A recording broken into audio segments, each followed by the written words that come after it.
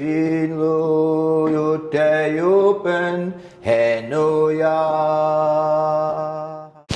this was donated by Alan Moses, who did a lot of the birds, taxidermist, and worked with Audubon.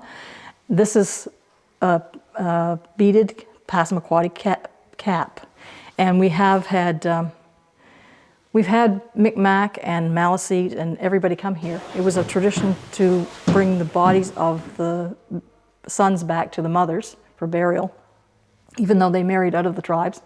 It was common to bring that the mother always buried the children, and it was not unlikely that, or uncommon for them to come from wherever their sons had gone and married, because they didn't necessarily marry within the tribe, but they would come and they would bury them off on the offshore islands. And there's a couple of the burial grounds that are basically underwater now, but we do know where they are. And that's common. Now the porcupine, we have no porcupine on Graham and Ann, so this would have been from probably Micmac or Maliseet. We had quite a bit of the quill work done by Burkes. I believe that they were Maliseet, but I'm not sure. And they would often trade with the when they would do the exchange of who was selling what, they would have some of their stuff sent down this way. So I believe that's more from the St. John or Fredericton area.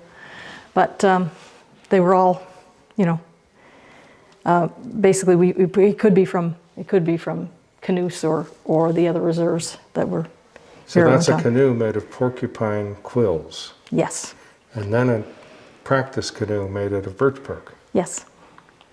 And behind the basket? Oh, this is basket, is a sweetgrass basket, and this is one that's also mine.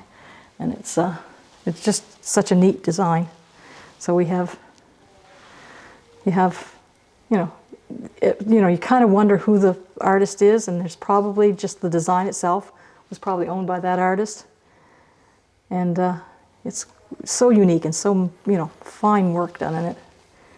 And then smaller basket, and then what looks like a little basket for treasures. Yes, and a lot of the houses in my time, that was something that you guys gave somebody, a special little basket to keep their jewelry in, or to keep their teeth in, actually, you know, just something to take with them that was kind of decorated and unique.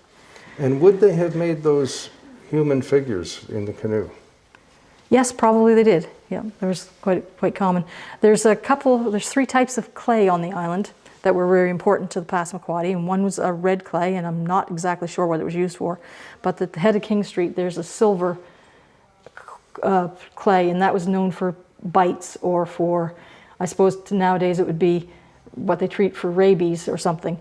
And then there was a blue-white clay that was more of a blue clay that was in the Little Creek, and that was used for certain types of pottery. And but the one at the head of King Street was actually when they took an analysis of it, it actually had some silver in it. So I suppose it was like colloided silver or whatever you call it. So it actually was medicinal.